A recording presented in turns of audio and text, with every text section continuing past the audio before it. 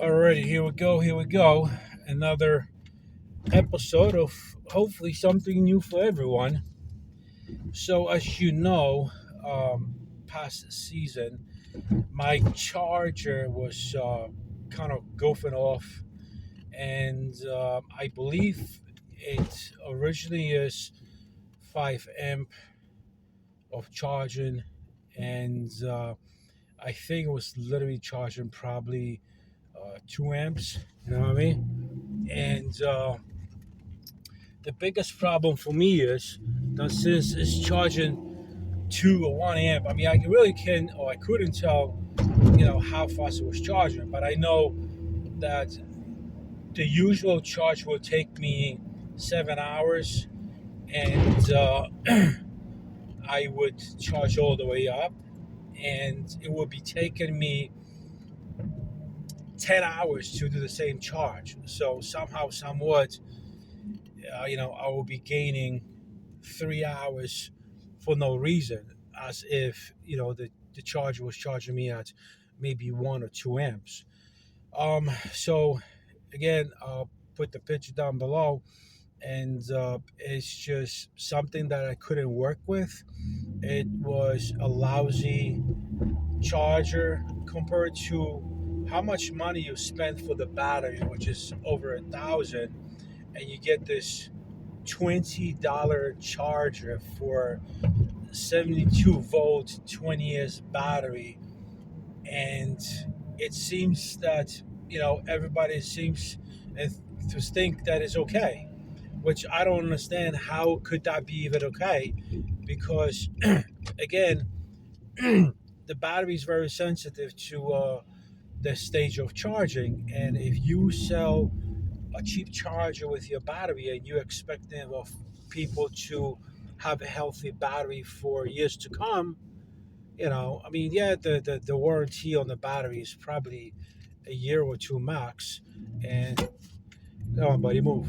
And it's no brainer that after that year, the manufacturers are like, listen, it's been already a year, you don't have any warranty. And then you can turn around and say, like, but yeah, you sold me a charger for $20, and you expected that charger to do miracle work, which that's not how it works. And they know how much those chargers cost because, I mean, there is a demand for it. So they literally go for $65 because a lots of bike riders will settle for the same exact charger, not knowing that all you have to do is match the amps and the power.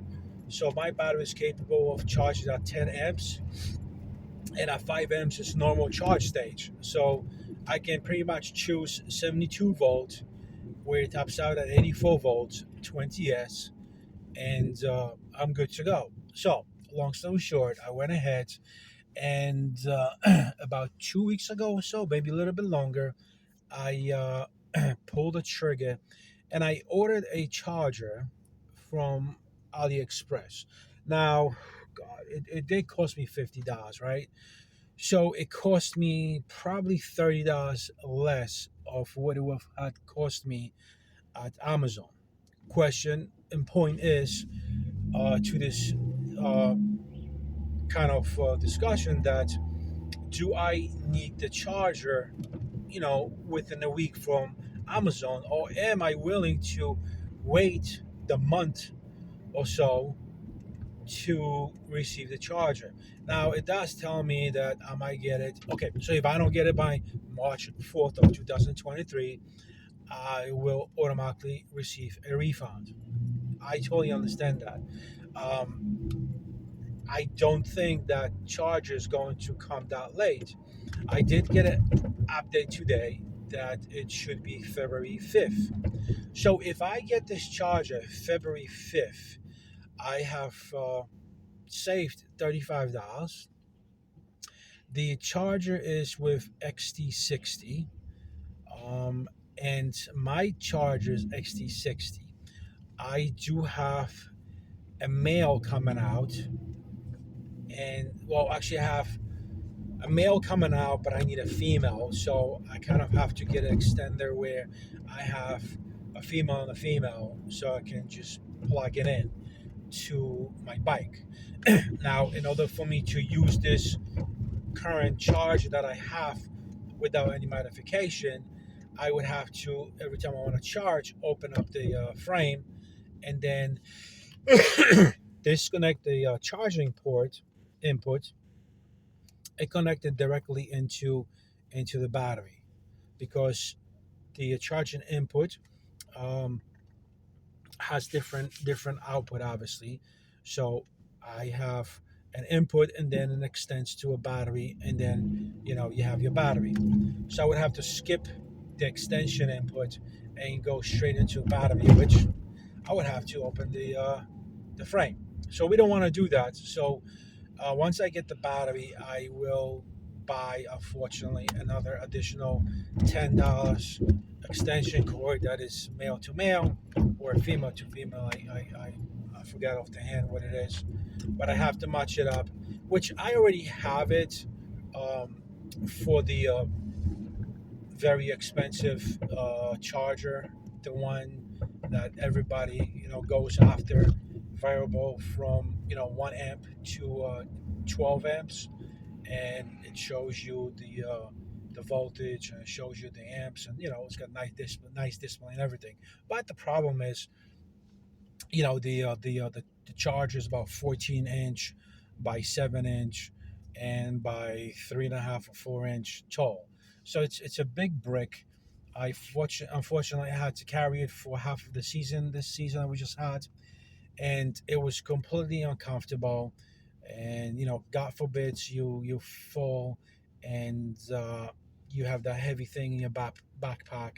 It's either you're going to hit your head with it, or you're going to injure your spine or whatever, because if you fall, obviously your spine is going to get banged up with that charger big brick in the back, because it's heavy and it's big. So we want to get rid of it. The current charger that we have ordered is, the height is 2 inches, the width, which I guess the depth, um, is 4 inches by 6. So it's literally a baby charger, and it should be very comfortable to carry, very easy to carry. I mean, I would love to go as high as putting the charger into the frame and just using extension cord where I just pull out and plug it into the wall. But I really don't care for that. I don't want to make the bike any heavier than it is. So we just keep it in the backpack and it will work what we got. Um, so that charger is again 72 volt, top charge 84, and it is for 20S. Um, so it's a perfect charge, perfect fit. Everything about it is perfect. Gotta love it. So hopefully we'll get that February 5th. What's coming up? Also, our wheel is on the way. It's already been shipped, which the charger hasn't been shipped. So, but then again, if you want to order something from AliExpress or Alibaba, you gotta wait, because you got that Chinese New Year, which we all found out by accident, because we see whoever ordered things, me, Tony, and everybody else that ordered something from China, it's stuck, and the logistics are not doing any updates, because nobody's shipping anything in China, because they have a New Year's Eve or New Year's year, or whatever you want to call it. But that's the dilemma behind it. I know he ordered a couple of things for his bikes, and it's months to wait. Man, my throat, I'm sick. And he's expecting a couple of things. And again, I ordered my wheel way before he ordered his stuff, because he ordered like 2 3 weeks ago. Um, the charger ordered like 2 weeks ago, which still was earlier than Tony. And his package is stuck. My wheel is on the way in, but my charger is not. Hopefully, when everything is done in China, they'll start shipping things out. What else do we get? As you can see, my channel, I was able to run and connect the brake system. So hopefully I will be able to transfer all that wiring into the bicycle, manage the wires. And again, somebody comment below, or anybody comment at my, God knows who it was, on my video, saying like, your wires are crappy because they are um, secured with painter's tape. Now, I don't know if you guys know, or if you use electric tape to manage your wires. I used to do it, and when these wires get hot, or when these wires are exposed to heat, sun, or any heat whatsoever, the glue from the electric tape becomes extremely gluey. And then when you're trying to remove the tape because you want to manage or solder or reconnect the wires, all that gluey stuff stays on your wires, and it's a big mess that I don't want to deal with. So what I choose to do is I choose to do painter's tape, and it's out of paper. It's got good, gluing situation. It holds the wires together, and it's been great ever since I've been using it because I can remove the wires. There's no gluey glue. There's no residue whatsoever. So it's pretty decent, and that's why I use the painter's tape, not because my wires are not soldered properly or heat shrink. They are. I never had a problem with my electric work. I always solder things um, very well. I always put my electric tape to, eliminate possible issues, and that's how I work. So that's that. We do still have the alarm that we have to connect. However, it's plug and play. I will do a socket for it. I'll plug it into existing um, output that I have for my USB. I won't be charging my USB as far as I can think. I won't be using my charging USB to charge my cell phone. I don't see a need for it to do it off the bike. I don't need a display of, speedometer, GPS. That's what I used to use that for. I will use my cell phone for my Kali controller programming, but that usually will not be on the fly. I did lower my voltage all the way to 65 volts, which is critical. 68 is already critical. 72 is nominal. So I and Tony had a discussion about the critical voltages, and I agree with him. 72 is pretty much the nominal that you should go that low, but life is not perfect. I bought a battery. I'm expecting the best out of it, and I have depleted my battery all the way to um, 68 volts. And look, I'm not saying it's good, but I've done it, and it charged up again. And it's kind of, I guess, it's considered a full cycle where you discharge it and charge it. So I haven't had any problems with the battery holding a charge. I'm still getting the same distance as if it was new. So the health of the battery is very good. Nothing to complain about. So I'm not gonna stress that out. Um, but I do use GPS for my speedometer, and I do use my phone for messing around with Kelly, which I only did it once on a fly, which was to lower my battery voltage because the BMS shut me down due to the low voltage. It wasn't BMS, it was actually the controller that shut my bike down. So I turned it off. I changed the settings on the Kelly app to 65 from 68, and I continue riding the bike. top speed was 44 instead of 55, and so I was 10 miles an hour lost because of depleted battery. But at the end of the day, I made it home. I didn't need a tow truck. I didn't need anybody to tow me, to give me a lift, and nobody was involved in that issue. And I got home. So again, won't be using the cell phone that way. Um, the GPS came out good. The alarm is going to be plug and play. Again, the brake light, I hope, is going to be transferred. I don't see a big difficulties. I understand how the system works. Tony explained it to me very well. How it works, what is exactly the function of this light, how that current circuit works, and I understand it. I got it, and now it's just a matter of transferring the wiring over to a bike, meaning extending the wires, uh, correctly connecting these wires where the light works. And now we're going to have a regular motorcycle tail light, brake lights, and when I squeeze the lever, it will light up just like you guys saw on my shorts or on the video down below. It works perfectly. It's very nice, very convenient, and is extremely safe. It is a big light, it is a bright light, and that's what I was aiming for. We always go for the safety first and then for everything last. Um, I believe there's other things that we got.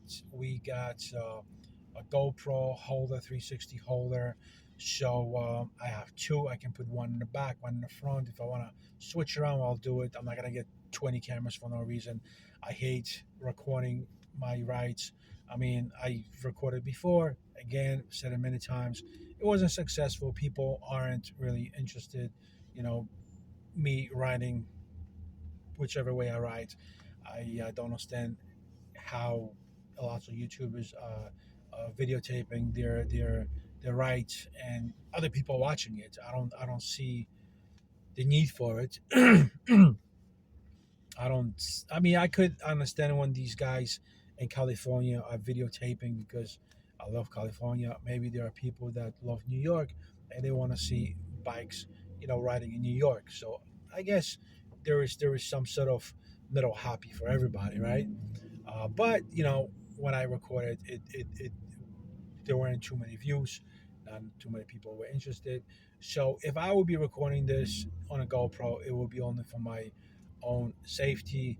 If anybody claims that I have hit them, that I've had hurt them, that I have ran into them, that it became liability to me or my fault, I will be able to pretty much play it back and says, look, that's not the situation. This is what happened, and we're not gonna even bother going to a court and try to have a lawsuit for no reason. Anyhow, on that note, I think that I have mentioned everything.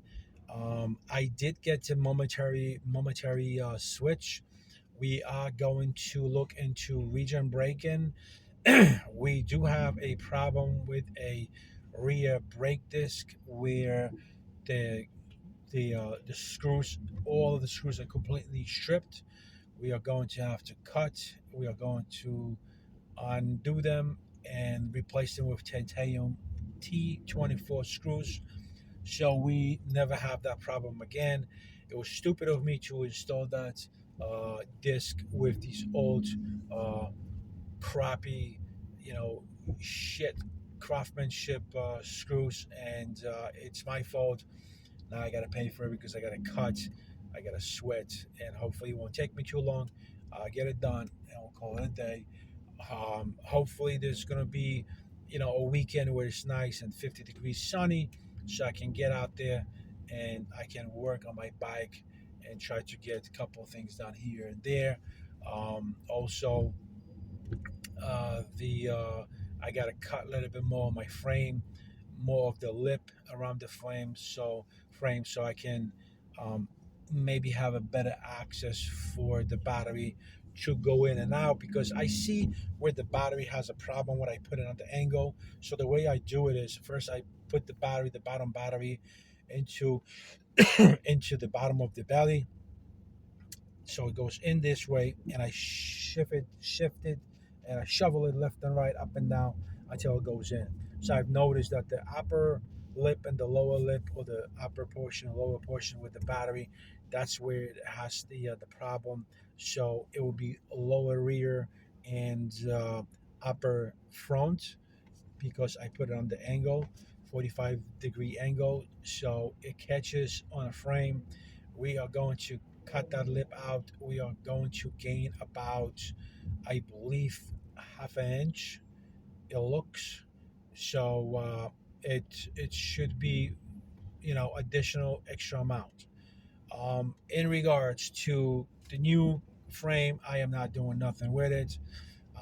Completely disappointed, but I have a frame that I can start a new build with it, and of course, once I get the battery for that frame, we're going to readdress that frame, readdress the issue.